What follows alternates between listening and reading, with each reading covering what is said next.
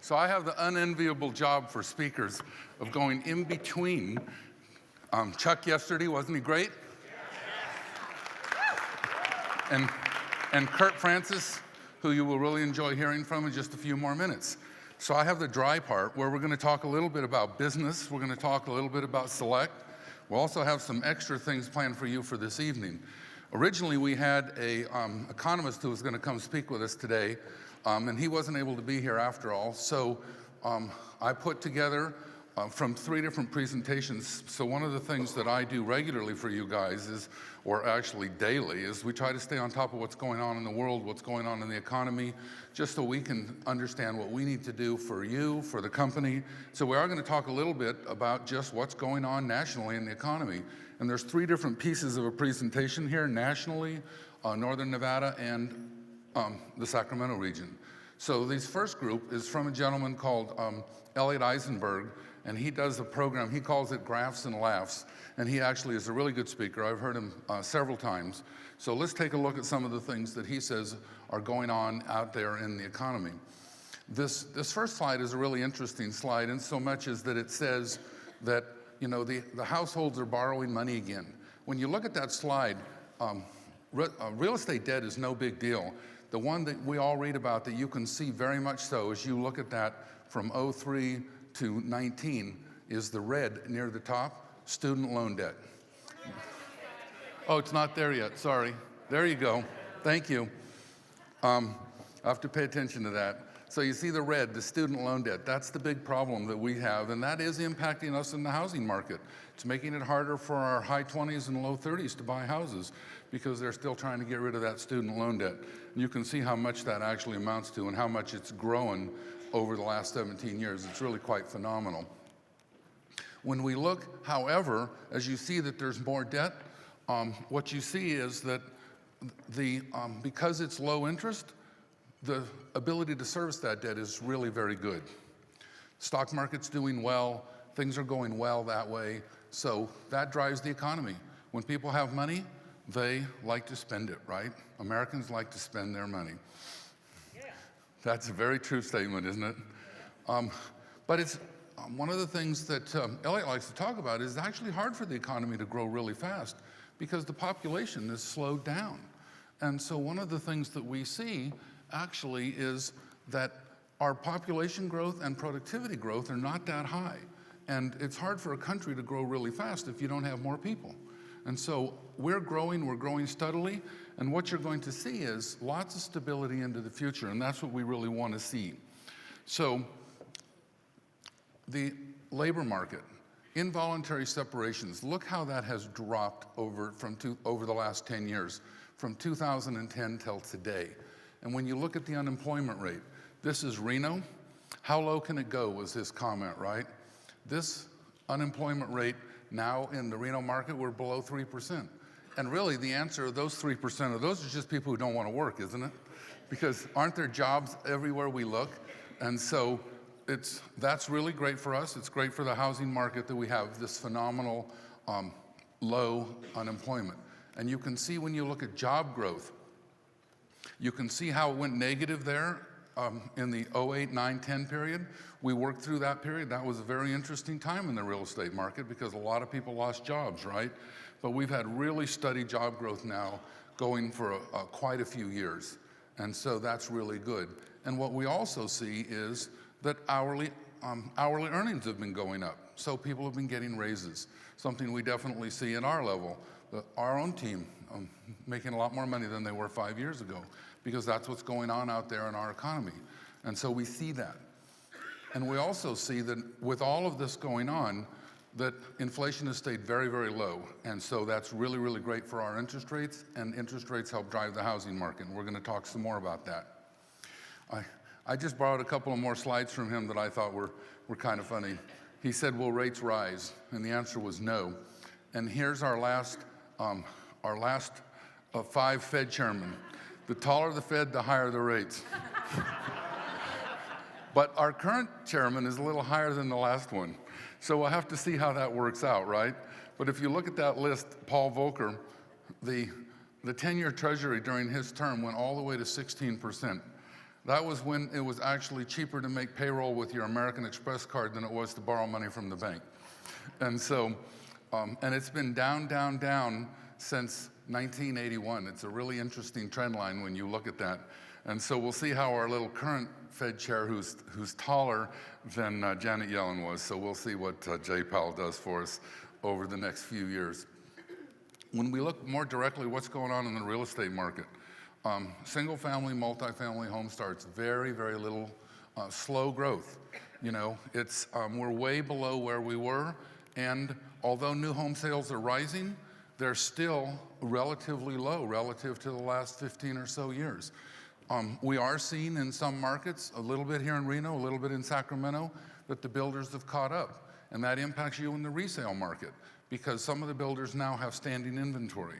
And for several years, we didn't have to compete against the new home very much because that home buyer would go to the new home builder and be told, well, yeah, I can get you a new home, but you're gonna have to wait 9 months for it. And in some cases, that's not true anymore. So that's impacting us a little bit in the resale world. One of the things that drives me crazy is this slide here. Why are home prices so high? You look at that number, the estimation is that $84,000, that regulation adds $84,000 to the cost of a new home. I keep saying, you know, that I'd like to go to one of the public hearings where the legislature's complaining about the high cost of housing and lack of affordability, and I would need to take a mirror, I think, and hold that mirror up when it was my turn to talk and say, guys, look at the problem. It's you, right?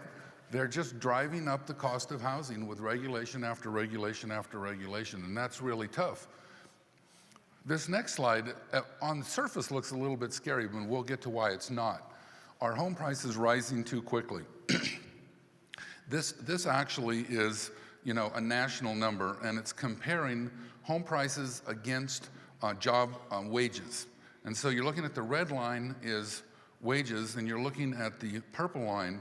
You can see that it went way, way above wages, and then it actually dropped down below, and now it appears like we're way up again. But let's look at how that impacts us. We are not back at 2005. One of the things that you see is, this is a very interesting slide. Look in 2006-07, this is telling us, although it's going up, the percentage of home loans that were made with a down payment of less than 5%.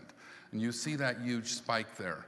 And then it dropped to almost none. And now, although it's a little bit higher, it's only about half as high as it was in 2005. And that speaks very well, because one of the great differences in the housing market today than what we were dealing with, and it's hard to remember, how many of you were selling real estate in 2005? You know, awful lot of hands in the room, right? That's 15 years ago now. It's hard to imagine that it's been 15 years since we went through that cycle. But what you see is today, one of the great differences is that everybody buying a house today is qualifying for their mortgage. Now, that doesn't mean they don't lose their job tomorrow. It doesn't mean they don't have health problems. But on the day they close escrow, they actually make enough money to make that payment. And that was so not true in 2005. And it shows up. Now, when we look and we say price growth is slowing, one of the things that people talk about, they say there's 3 kinds of lies in this world: lies, damned lies, and statistics. And statistics are always very interesting. And when you look at these charts, right? So if you look at that chart, it looks like that we had this massive amount of appreciation coming out of 2009. Well, the reality is that home prices went way, way down, and then they recovered. You know, we're just at the end of President's Day weekend. And what we didn't see was, we didn't see a big splash in the newspaper that said, you know, car prices dropped $5,000 because they were all on sale over the weekend, right? And we're not getting a headline today that said car prices are $5,000 more than they were last week. But we had our houses on sale. The difference is our product doesn't come with a window sticker, right? They talk about how it goes up and it goes down. So our product doesn't have a window sticker. But we had homes on sale in 2009, and then their valuation recovered, and we've had pretty steady growth ever since. And the steady growth is really pretty good. When we look at existing home sales, you can see we're just plugging along. You know, in 2005, we got all the way up to 7 million. We haven't been anywhere close to that in a really long time. which is actually interesting because the population of the country is higher. And when we look at some of the California stats, you'll see some really interesting pieces there. And so let's push into some things that are very specific just to Reno. And actually, what this chart that you're looking at, median price history for Reno and Sparks. And again, for some of you, this chart may look a little bit scary because does it look like we're back above the trend line again for prices? And we were way, way above the trend line in 2005. We went way below the blue trend line in 11, 12, 13, and now it does appear that we're higher than that. But this next chart that we looked at is, and why is this a great time to buy a house? Look at the interest rates and look at what the payments are. Do people buy houses based on price, or do they buy houses based on how much down and how much a month? How much down and how much a month? And when you look at this and you look at how much down and how much a month, what you can see is that when the rates were 5.5, that a $2,000 house payment bought you a house for $352,000. Everyone see that? Today's rate, you can get a 3.5 rate. That for the same exact payment, you can buy a house for $445. So when we actually take a look at these charts together, although it does appear that home prices have moved up above the trend line, with today's interest rates, the ability of the consumer to make those payments are really, really high. And this is a great opportunity for that consumer to grab that rate, grab that 30-year rate and hang on to it for a really, really long time. And so just comparing that, you know, what is that? That's $90,000 more purchasing power because of interest rates have pulled down with the same exact, almost the same exact mortgage payment. This is something for you guys in Northern Nevada to be particularly happy about. Nevada had the highest percentage job growth in the nation in the last 2 years. Yay. So you can also see where all the job growth actually is and where it's not. So the blue states up there were the states that had little or no job growth. Surprisingly, actually, California is doing pretty well there. You know, so here's just some of your actual stats if you haven't looked at them in a while for the Reno marketplace. Median home now is $390. There were 6,000 homes sold last year, which was up 4%. Active inventory, 5,000 homes. There's actually a fair amount of inventory, which is kind of surprising. Median sale price, $223. You see, those are all up just a little bit, low single digits. When we look, this is the Reno market. When we look at the 20-year average for new home sales and permits, it's back to the 20-year average after being way, way low. But that 20-year average is actually very, very misleading because is Reno a lot bigger today than it was 20 years ago? You know, and growing really, really rapidly. So the reality is that building at the average of the 20 years isn't really enough to keep up with the job and population growth that's occurring in the market. And you can kind of see that there is some unsold inventory, but the unsold inventory has not gotten out of hand. So when you look, 345 homes sitting available to be bought, and that number changes every day, so it's really hard to put a handle on it, but it's a pretty good number. And these are some pretty exciting, look at a little graph here for the Reno market, is that the job growth, when you look, is projected over the next, actually I have to look at that again myself, what are we talking about? Over the next decade, actually, less than that, 9 years, is projected 76,000 new jobs and 107,000 new people. So lots and lots of really positive growth. What's some of the opportunities for you guys? Interesting opportunities when you put those interest rates together with what rents are in this marketplace. With an average monthly rent of $1,700, they can be buying a house at $390. How many people do we have in our market who are renting houses that can actually afford to buy one? And the answer is a ton, right? And so what should we be doing? Where's the opportunity? Is there opportunity to be marketing non-owner occupied houses because the people living in them are tenants? And there's real opportunity there because those people can afford to buy and should be buying. And when you take a look at one of the things that I like to look at today's interest rates, which we often forget, we're so in tune to this PITI payment, aren't we? That's the thing that we always talk about. You know, how much is my monthly payment? I like to talk in terms of what I like to call ITI, because the principle is what? Is it forced savings? And when you take the principal out of a payment with 3.5% mortgages, you know, those of us who've been in the business a long time, we have this notion, you know, that first monthly payment, it's like, oh, it's 97% interest, there's practically no principal. Well, that was true when the rates were 8, 9, 10. It's not true today. Today, about a third of a 30-year mortgage payment on the very first month is principal. And so if they're looking at a $2,000 payment, now that's PITI, but that $2,000 was principal and interest only. Out of that $2,000, $500-600 of that is actually going to be principal. So that's forced savings. So even if their monthly payment is a little bit higher than their rent, if you back out the money that they're saving in mortgage reduction, almost without exception in our Sacramento and Reno markets, it's cheaper to be a buyer than it is to be a tenant. So if they have the credit, if they have the down payment, they ought to be buying a house. And then we look at, and jump over and look at some of California numbers. And this is from Leslie Appleton Young, who's the chief economist for the Association of Realtors. And what you can see here, sales of existing single-family homes, very flat. It's not changing very much. It was down a little bit last year. You can see the counties there. El Dorado County was down, Nevada County was up, Placer County almost dead flat, Sacramento County down just a little bit. So not big changes, but definitely changes. Prices are up, so prices continuing to grow incrementally. Nevada County last year had the biggest median sale price. That has the lowest transaction count, so the median in that county can be distorted by relatively small number of transactions. But you look, all the counties had increase in prices. We think prices are going to continue to rise because it's going to be a long, long time before we get out of a housing shortage, if you will. And so we don't anticipate excess inventory that might hold back prices coming into the market in the foreseeable future. So that speaks very well for the future. Again, home prices continuing to rise at a very moderate pace. So actually really, really good. It's a little less competitive this year than last, although this statistic, I think, as we've moved into spring, is already outdated. What are you guys finding? It's pretty competitive out there for your home buyer, isn't it?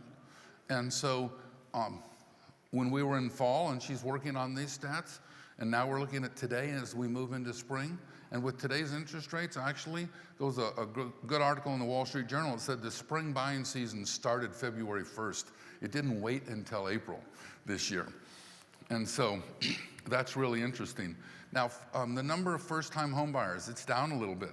This is something we should be working on, right? We can help get these people into houses. The long-run average, 37%. Today, 32%. Some of that is impacted. This is a statewide number. It's really hard to buy a house in San Francisco if you're a first-time home buyer, isn't it? It's hard in San Francisco, it's hard in LA, it's hard in San Diego. It's not hard in Sacramento. We need to help them accomplish that goal. That very first slide we looked at, all of the numbers on student debt, that is impacting this statistic, unfortunately. So student debt is impacting us. Investor buyers has dropped back down. So most of the people buying houses today are not investors. They're people who need a place to live. And we're seeing that cash buyers is the lowest. And those two things go together, investor buyers being lower, cash buyers being lower, right? This is a really interesting statistic, I think, for California. If you look, 86 to 18 is a comparison there. So what are we talking about, 32 years? In 32 years, the population of the state went up by 12 million people. That's more people than live in the state of Nevada, by the way. And so the number of realtors doubled. Now, we don't really like that statistic very much, right? But if you look at new homes, if you look at not new home sales, overall sales, the number of sales in 86 was 393,000. In 18, 402,000. 12 million more people, almost no more transactions. What is causing that? And I think that's what we have to take a look at. So we'll get to that in just a second here. Number of new housing units, we look and we see we're way below the statistics. So in California, they're not keeping up. Sacramento's a little better than the statewide averages. Some of these are state numbers. Housing affordability in Sacramento County, that's the region where most of our activity is. That's the red line. Roughly 45% of the people of the median income can afford to buy the median priced home. So that's the statistic that you're looking at there overall. You get over to San Francisco, you're talking 16% of the people who live in the city of San Francisco make enough money to buy a house in San Francisco. It's not a good number for those guys. So what's going on in the world? In 1841, which way were they moving? West. Which way are they moving now? East. And our Nevada agents love this slide, right?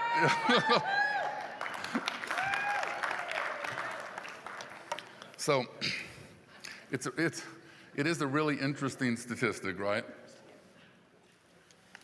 So they keep track. Where are they going? And this is important to pay attention to. Where are they moving to? You know, Chris Plum yesterday was talking about referrals. Said we did 6,000 transactions and you guys only sent 54 closed referrals. You're not asking, right? You're not asking often enough. When you take a listing, where are you moving? Let me get you an agent in that community. When you meet a buyer, do you have a house that you need to sell in order to move here? Let me get a buyer for you in that community, or an agent who can help you. So we look at 35% of the people moved within the same county. 20% moved to within another county in California. So 55% of the people stayed in state. But that means 45% of the people who sold a house in California left the state, right? So that's a really interesting number. And then the question is, well, where did they go? So if you're leaving the Bay Area, the number one place they moved to, 42,000 people who left the Bay Area moved to Sacramento. That's a really great statistic for all of our Sacramento regional offices. Now the next statistic is and you see Nevada, by the way, it's fourth from the right there. So Nevada picked up 17,000 of those people who moved out of the Bay Area. 42,000 went to Sacramento. Now if they're leaving Sacramento, where are they going? They're going to Nevada. So of the 8,000 people who left Sacramento, they moved to Nevada. And those people, by the way, are coming to the Reno market. One of the funny things that we've seen when we tried to study it is, if you're leaving California and you live in Los Angeles, you're going to Texas, Arizona, Texas, or Vegas. If you live in the Sacramento region, northern Nevada. If you live up close to Redding, they're going to Idaho. So it's really kind of interesting what part of the state they live in and where they're moving. So our conclusion, 20 will be a great solid market. It'll feel an awful lot like last year felt. Steady, moving along. We believe that 21 and 22 will feel very much the same way. And so I put this slide back in because I like this slide. And it says, stop being afraid of what could go wrong and let's start getting excited about what can go right. So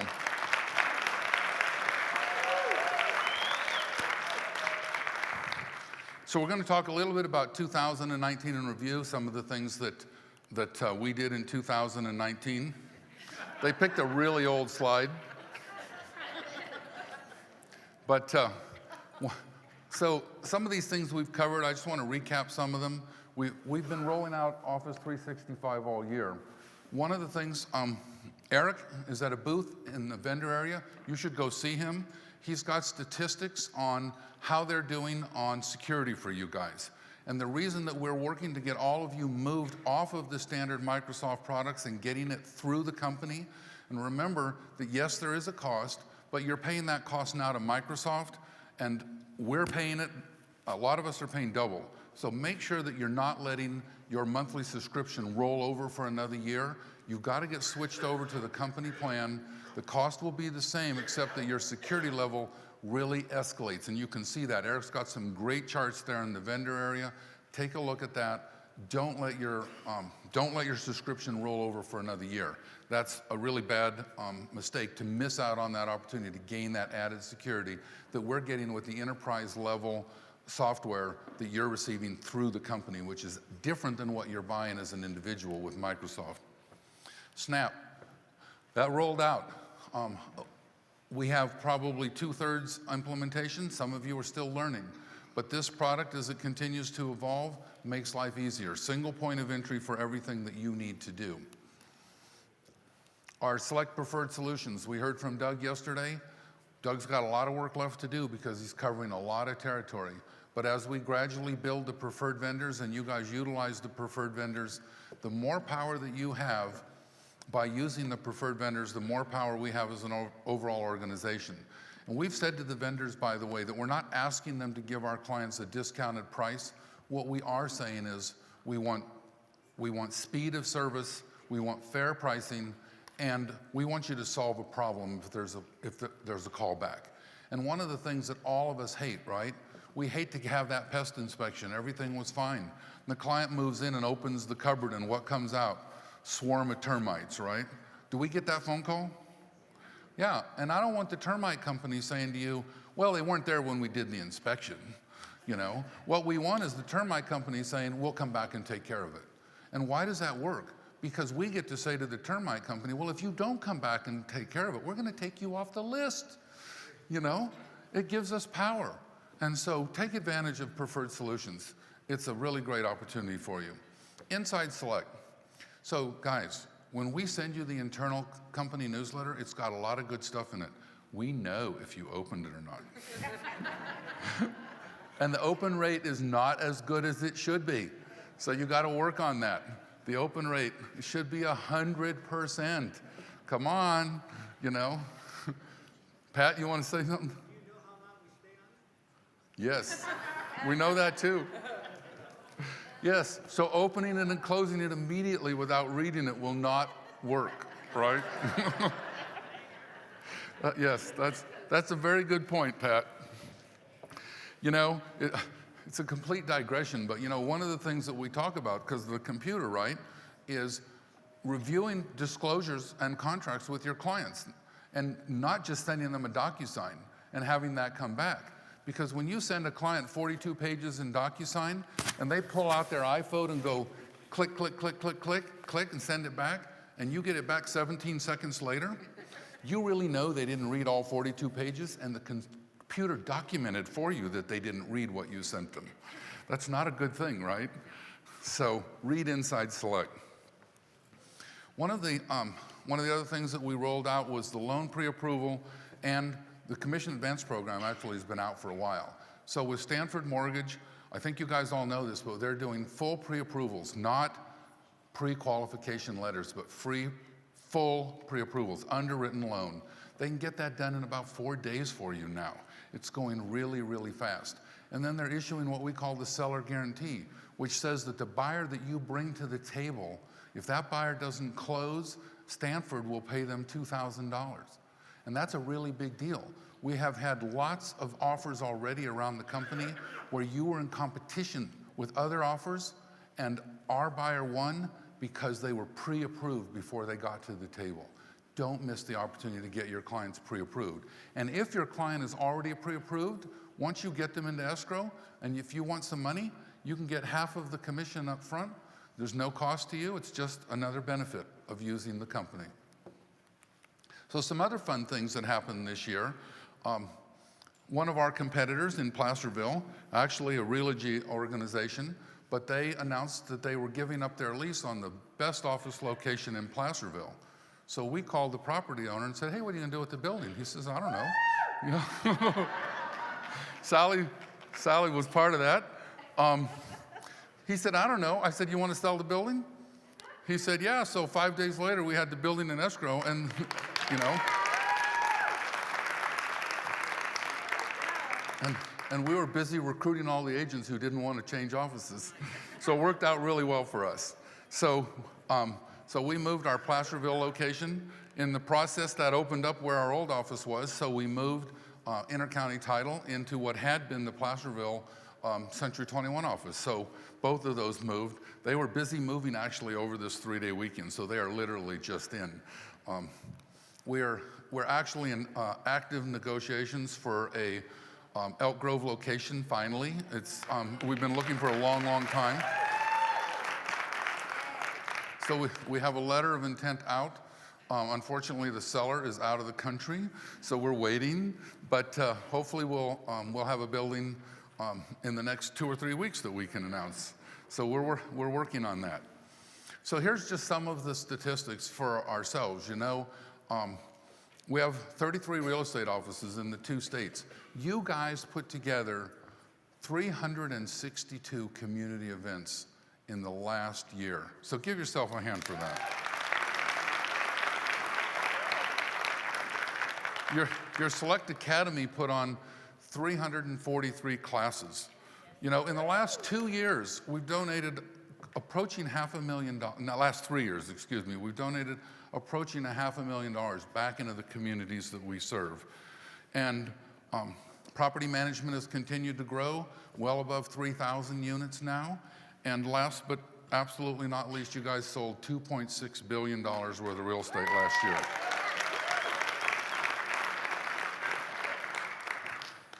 So what are some of the opportunities and challenges that we have to deal with going forward? And how are we going to do it? What are some of the opportunities?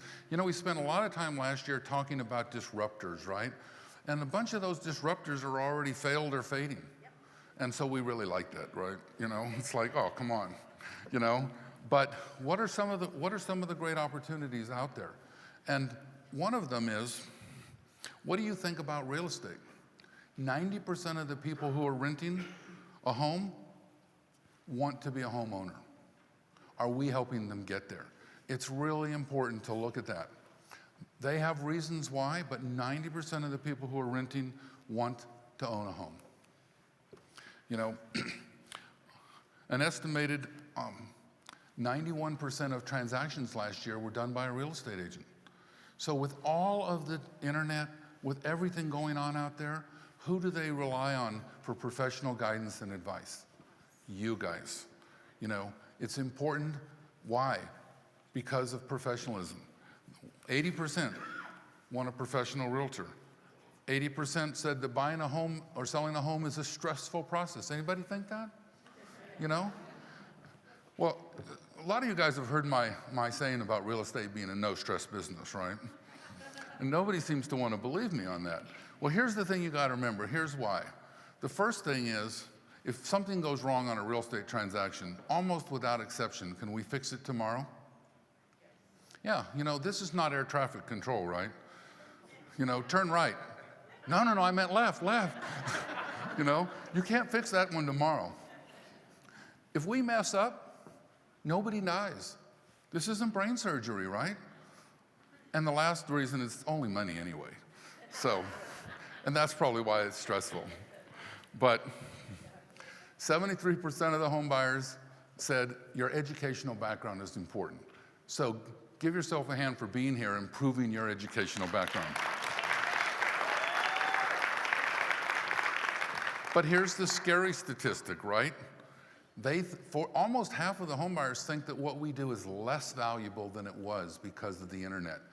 Is one of the great challenges that we deal with now. A guy wrote a book and he called it, I'm not going to get the title right, but it was something like argumentative selling. And the reason he said is because half of our sales job now is dissuading them of what they think is true because of what they read online. How many of you have had to deal with that? You're dealing with a home buyer who read something online that's just wrong, right? And so but our educational level becomes, you know, that much more critical. Here's why the total number of transactions hasn't moved a lot, even though the population has risen and risen. For years, we said homes turned over on an average every 7 years. Today, the average is roughly 11. So that's a really big difference. If every home is selling every 7 years versus every home selling, I'm on the wrong slide. I'll get there in just a second. Sorry. Where did they find you? So we talk a lot, and when Chantel comes up, she's going to talk some more about some of the things that we do to try and help you maintain your client relationships. And one of the important things to remember about client relationships is there's really two different levels. There's the level that I'm maintaining my client relationship where that client will come back and use me again. It is a very different level when that client is recommending you to their friends. When you truly have top of mind awareness that they're at that proverbial cocktail party and one of their friends says, oh, you know, we're going to be moving to Reno, right? And they say, oh, wow, you need to call my real estate agent, Robin. She would take amazing care of you, right? That's a whole different level of top of mind awareness. Where are they finding you? 20%, you represented them in a previous transaction. 20% was a friend, a relative, somebody that you knew, that you had a relationship with. 14% was a referral from a client. Look as it goes all the way down. We talked a lot about social media yesterday. Chuck did a really great job for us. I think the important thing to remember about social media is the tool for you to manage and maintain relationships. It is not a tool to create business as much as it is a tool to maintain the relationships with people you already have. So it's another way to communicate, right? And so, because are they really choosing you from social media, or are you maintaining that connection? And then we get all the way down to the bottom, print ads, newspaper and magazine, 0.2% found their realtor through a newspaper ad. And so, not a great stat. And this is the one I was talking about earlier when I got ahead of myself, 11 years. So I have to stay in touch for a really long time if I want to do that transaction over again, which is one of the reasons why what I'm really interested in is their friends and relatives, right? I want people who love me and then in turn recommend their friends and relatives to me. How many of you have found your homeowner the perfect house and they are never going to move? How many of you have done that, right? And so what do you want from them? I want all their friends, right? And it's so important that you stay in touch with them so that they remember you. This is even more important, how long are they staying in their houses? This is an interesting stat when you think about your marketing. So the millennial generation, they're moving on average in 4 years. It's probably, that could be job transfer, could be people are getting married, people are getting divorced, all kinds of good things happening for us, right? Gen Xers, 8, baby boomers, 15, and then if you spend all your time on working on listings with people over the age of 70, they stay in their houses 25 years. That's a really long time. That's probably not the best place for you to spend all your marketing time, is it? Then we look, what's coming for us? These are ages. So the median age today of a first-time home buyer is 34 years of age. Look at the number of millions of people that are crossing that line in the next few years. And that's one of the things where I said earlier that we have to look at the real estate market. We think the housing will remain tight, that there won't be a surplus of housing because we have a lot of people coming into the age of buying homes, starting families, having children, and all of the pundits who said, oh, nobody wants to own a house anymore, they just want an apartment in the city. Well, when you're young and you're single, an apartment in the city is really nice, right? But actually, I was just talking to one of our own agents. He said, you know what? A small condo with a baby and 2 dogs is really getting tight, right? And when you get to that level, they want to buy a house. And so, again, lots of high numbers of people coming in those various age brackets. So where do we go from here as a company? And some of this is that we're going to talk about, we talked about last year, it's still very, very true. This is where I see the real estate market going. And it would say, who do you want to be? Do we want to be pushed out by discounters? Do we want to be a technology? Do we want to be one of those people who's facilitating transactions for a tech company for 0.5%? Or do we want to be the educated agent using technology to increase our business? Efficiency and exceptional service. What do you guys want to be? The third. Number 3, huh? It's pretty clear, right? So what's our vision? This is the vision. It's the same slide we put up last year. It hasn't changed. It's full service, high tech, high knowledge, exceptional customer service. There's nothing that replaces that in the world, and it's really not going to get replaced in the foreseeable future. One of the things I actually love about our job is that every transaction is different, right? And I have agents say to me, oh God, Dan, it seems like all I do all day is solve problems. And I say to them, be happy. And they say, what do you mean? I said, that's why you have a job. Because they can't do it without us, right? If buyers and sellers had to do their own transaction without you guys in the middle, there wouldn't be any houses selling at all, right? So be happy that transactions have problems. That's why we have jobs. And that's going to continue. So, the vision, full service listings, delivering consumer choice. We're still working on one of these components, and you're going to hear some progress on one of them. But we talked again about this. We have to deal with instant offers because there is a group of consumers out there who will trade equity in exchange for speed and convenience. So we have to be cognizant of instant offers. And we have those, a year ago, they weren't really in our markets. They are in our markets today. Open Door, OfferPad, so they're out there. But they are costing the consumer a lot of money. And that's actually one of the places where you need to get more educated, because the study says that on average, a person using instant offers gets 8% less for their house by the time they pay all of their fees. So if you looked at sale prices, they look very similar. They're a little bit lower than what you would achieve, but the fee structure is much higher. And so when you actually get to the fee structure, because if I say, oh, well, you know, I'm gonna offer you $400,000 for your house, but I'm charging you 12%, so I'm taking $48,000 off of that. It's gonna look like that house sold for 400, right? Did they net 400? No way, right?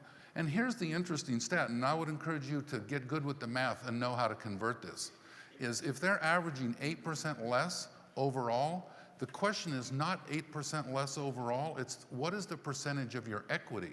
See, 8% doesn't sound bad. Well, real estate commission's 6%, you know, but the 8% is on top of those commissions, by the way. It's not a substitute for the commissions. But so follow some math with me here. I should have made a slide for you.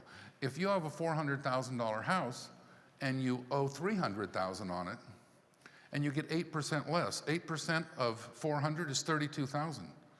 So they gave up 32% of their equity for the convenience of using an iBuyer. They didn't give up 8% of their equity, they gave up 32% of their equity. 8% of the value, 32% of the equity. Everyone follow that math, hopefully? That is a really big difference. And when you start talking in terms of how much equity they're losing as a percentage, does it sound a lot more painful to lose 32% than 8%, right? So just follow that thought process through. We do think that we have to be in the instant offer space. We're continuing to work on that. It's a challenging area, but it is something we have to work toward. Some agents are already having clients get an instant offer and then demonstrating how you can do better for them. The traditional listing, of course, we do that all the time, and refresh and refurbish. We've introduced that now about 18 months ago. We've had a lot of success with that. Not everyone has woven refresh and refurbish into their listing presentations. You really need to weave it into your listing presentation, because it is winning you listings even when the client doesn't use it. And the clients most of the time choose not to use it. Either they have their own money, they don't want to go through that much hassle. Well, if the house doesn't need it, it doesn't need it, right? But an awful lot of houses do need that refresh and refurbish. And we are netting them more money by using that program. And so take advantage of that. $30,000 from the company.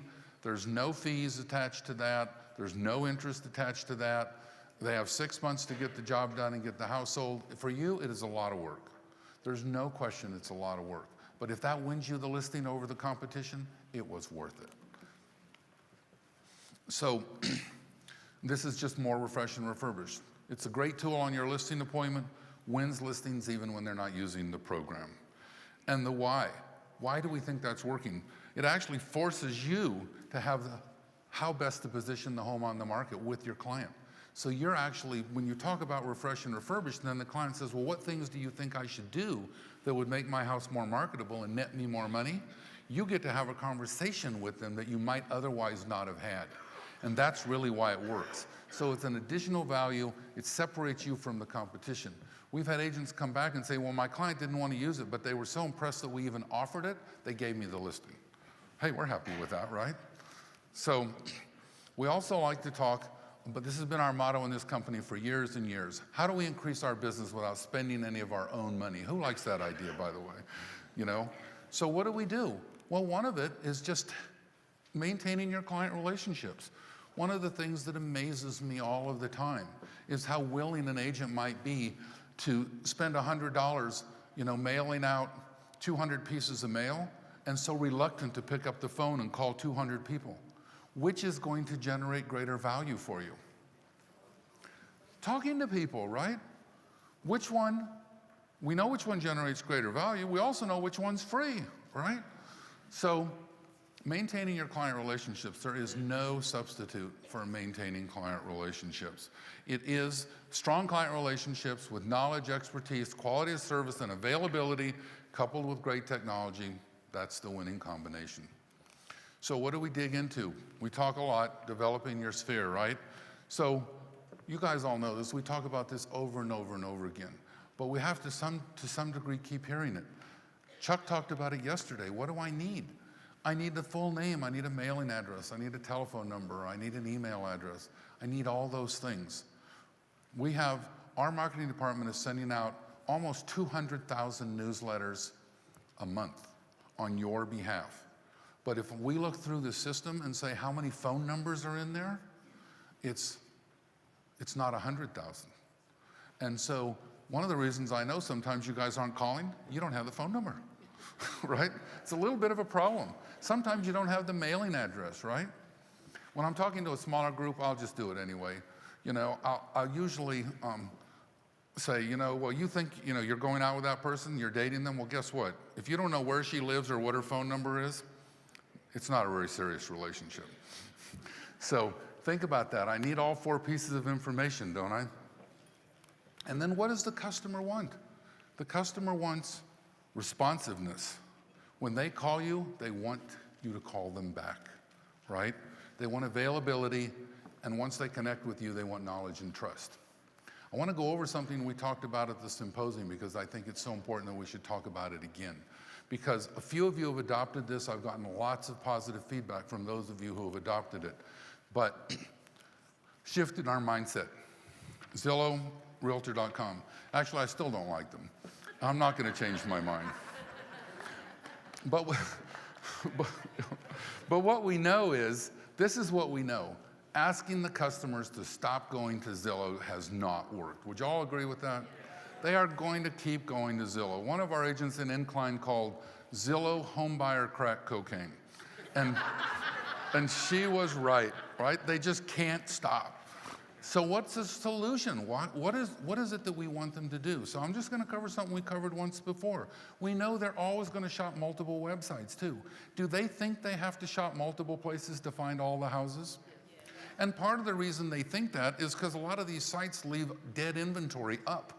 So they go to our site maybe and they find only the actual live inventory, and then they go to somebody like Trulia or Homes.com and they say, oh, they have twice as many houses as you guys do. Well, yeah, because they're all sold, right? So we know that, but they don't know that. But we know they're going to shop multiple sites. So again, what is our solution to that? Make sure, Chuck talked about this. He talked about the V card, right? It can just be having your current information in your phone, your photo, your name, the company name, email, website. And if you look there, what is the name under John Goodagent? He's my realtor. Could be my agent, right? Whatever you want. Why is that important? What if they can't remember your name? Can they search by realtor? And you'll pop up. So do you have your contact information, your own personal contact information in your phone? And then when you're sitting down with your customer, you're giving them your contact information so they have it in their phone. You're collecting their contact information, putting it in your phone. Should every one of us have our home buyers and sellers in our phone so when our phone rings, we see who that is that's calling us? And then here's the next step. You pull up Zillow. You show them that box that's on the side of the screen there, on the right side. Your name, your phone, your email. And this is what you say to the consumer, and these are the really important words. Mr. and Mrs. Homebuyer, when you go on Zillow and you fill out that little box and you click that bright blue bar, you are just going to end up talking to some agent that Zillow has sold your personal information to.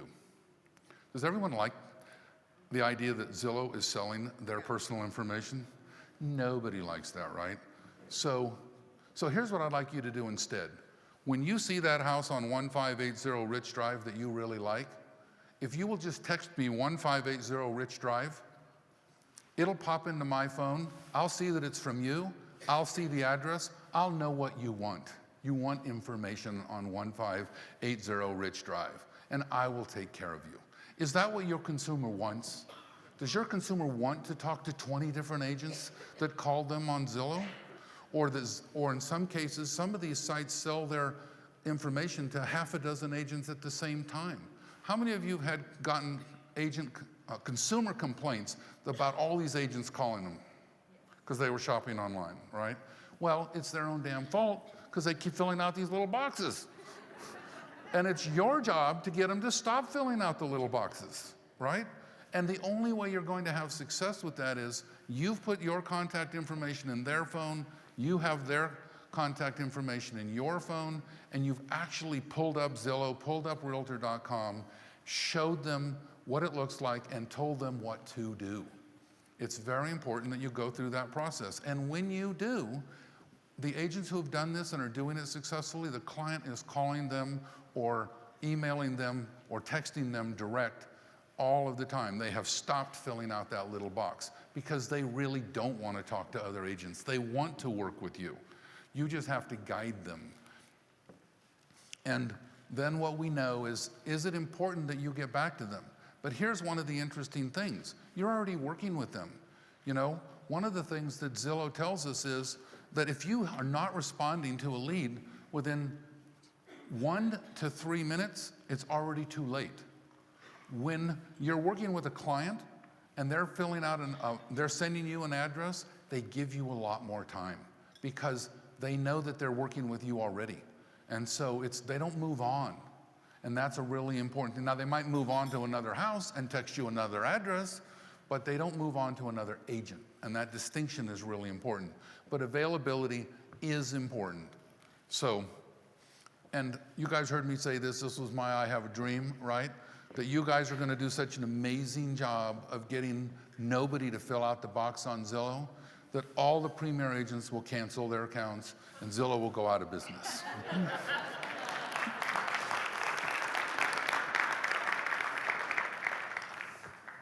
So we talk, again, I'm gonna go through this really fast. Why do we stay with Realtor.com? Because we continue to go with Realtor.com. And Realtor.com, we buy a product called Advantage Pro. You guys help us pay for it. You're covering about half the cost now, by the way, that $50 on each listing that you pay. But it enables you to receive your own leads. The leads are delivered directly into your inbox. You have to claim them right away. You have 5 minutes to claim that lead. If you don't, it does move on to Chris's department, our business development, because we know that the consumer will not wait for you. They're moving on. So we have to take care of that consumer quickly. But as the listing agent, you always get first shot. It's very much company subsidized. And what are some of the differences there? Just take a look at a listing. This one happens to be David Cloutier, but you see his picture there. You see his name, his contact information. You see our logo. That's what it looks like. Now again, if I'm working with a consumer, I could pull up Realtor.com and it would say the same thing. And what I really don't like is I think they're misleading customers. When a customer clicks a button that says email agent, who do they think is gonna get it? They think the agent is gonna get it. Now in our case, because we have Advantage Pro, David would get that lead, or he would get first shot at it. It would come to him first, right? So that is different. You cannot even buy that product today. Zillow offers no such product where you can actually buy your own leads. So all the leads go directly to you. They'll go to your phone, your text, your email. You have to be set up in the system. I think we have everybody set up, but test it. If you don't feel like you're properly set up, see the tech guys, see the marketing team, they'll help you. Without Advantage Pro, what does a listing look like? This is what it looks like without Advantage Pro. There is a name there, there's no company logo, there's no phone number, there's no contact information. And with this particular guy, this Alex of Transaction Realty, when they fill out that box, unlike filling out that box and clicking the button on the one I showed you that went to our agent, this is gonna go to whatever agent is paying Realtor.com for that zip code. And so the consumer is not going to get that agent. And so that's the difference, and that's why we continue to stick with that. So a little bit more, succeeding in 2020. What are some of the things that we think will help you be more successful in 2020? Expertise. We talk a lot about expertise. We've been talking a lot about our commercial program too. This is really important just to remember. This is actually Article 11 of the NAR Code of Ethics that says realtors shall not undertake to provide specialized professional services concerning a type of property or service that is outside of your field of competence, right? Something for us to remember. You know, I may be great at selling real estate in Reno, but does Tahoe have specific idiosyncrasies that we need to be aware of, right? And different neighborhoods, different idiosyncrasies. Why is one part of town more valuable than another part of town? Just always remember that we have to be there. What are some of the success strategies here? Rates are historic lows for us. Rates have only been as low as they are today for about 6 months in the last 35 years. It's an important distinction to remember. Rates are as good as they have ever been in our country. Listings need to be beautiful. This is why refresh and refurbish works. The HGTV effect.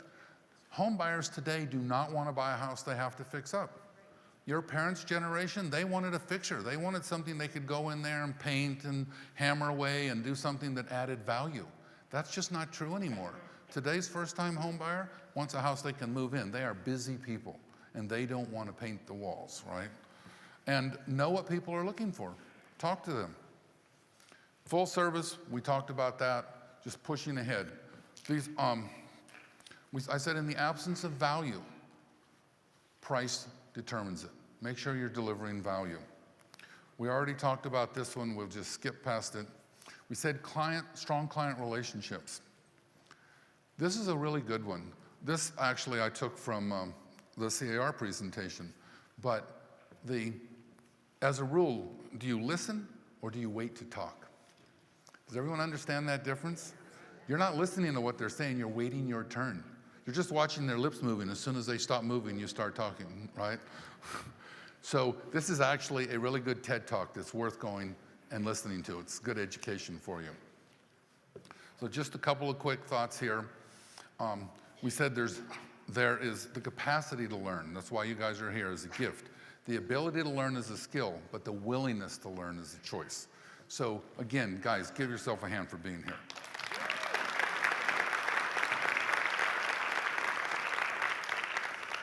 And one of the things that everybody hates, like when our education department sets up what I like to call skill building. We used to call it role playing. Now we call it skill building, right? So this is another slide. It says, there's no glory in practice, but without practice, there's no glory, right? If you want to win a race at the Olympics, you better practice. You better train. And this slide, I just loved it, so I put it back in. We said, there's no future for the low knowledge, low service, low tech part-time agent. Get all in or get out, right? How many of you think that's the right decision, by the way? And who's your competition? Your competition is every high knowledge agent using technology and delivering great service, the things we've talked about, that's working harder than you. Don't let that be true either. All right, so a couple of last things. What do we need from you? Keep the resources in the family.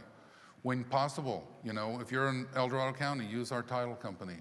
If you're in Reno, if you're in Sacramento, use Stanford Mortgage. Recommend Select Property Management. Keep the resources in the family. The more that you help us keep the resources in the family, the more resources we have to help you. And so now, some announcements to make. So we do have some exciting news going on, and I'll get to a slide. I couldn't tell you everything. Some of you might have seen me working on a bunch of stuff out in the lobby yesterday. So what have we got going on? Well, one of them, and we don't usually talk about this, but I thought we would, is franchise agreements run out. And ours had run out. And so we spent a lot of time looking at the industry and saying, are we in the right place? Are we with the right organization? So we studied the entire industry and we concluded we already have the two best brands in the business, Coldwell Banker and Century 21. So guess what, guys? We renewed the franchises yesterday. So.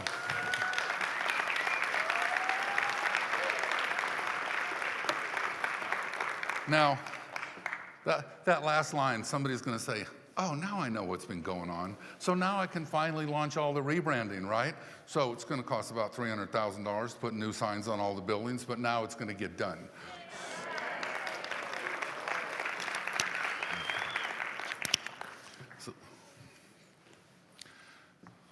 So this is one of the things that took a while. We negotiated exclusive territories for Yolo County, for Coldwell Banker, for all of northern Nevada. No other company can come into our market.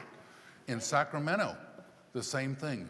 Sacramento, Butte County, Yuba County, Sutter County, El Dorado County, no Century 21 companies can come into our market. You guys have exclusive territories now.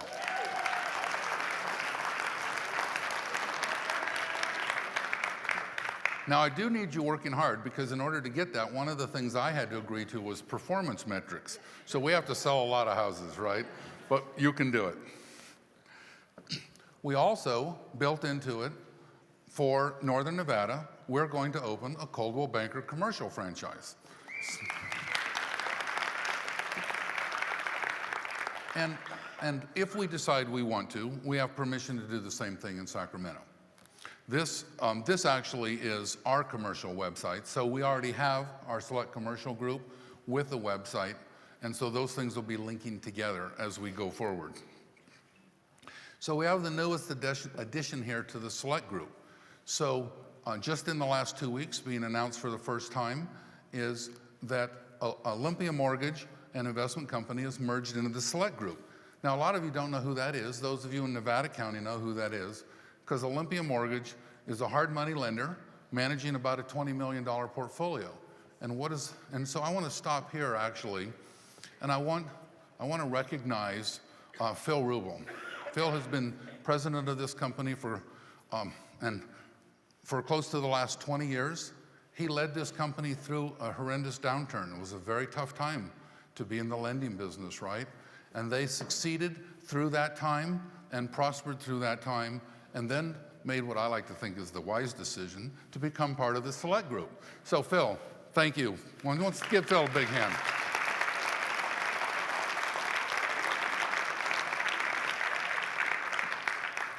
And so what does this do for you? It does create some new opportunities for you. For builder and flipper clients, hard money is not cheap money. Just remember that. But it's money that can be borrowed when the bank won't touch them.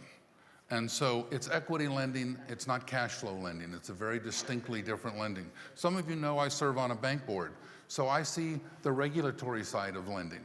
And here we have the non-regulatory side of lending. And then opportunities for you, both to earn commissions by referring borrowers or referring investors into Olympia Mortgage. And investors who are investing with the company in the hard money world, typically earning about a 7% return on their money, which is a whole lot better than a 0.25% at the bank. So if you have people who have money that they want to put to work, this is a new opportunity for you. So again, thank you, Phil, and welcome Olympia Mortgage to the select group.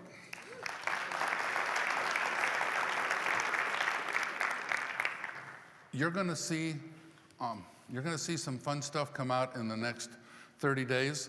Unfortunately, we can't quite announce it yet, and I'm not going to give you a hint, because if I give you a hint, some of you would figure it out. So just stay tuned for some exciting announcements coming. And then, actually, somebody said, I'm going to talk about it tonight, but I'll just mention it. Somebody said, well, what's the exciting announcement? And does that mean that something is changing from the leadership role? And the answer is no, and you'll hear some more about that tonight, because you guys are stuck with me for a really long time. So, again, thanks for taking your time, and and enjoy your day.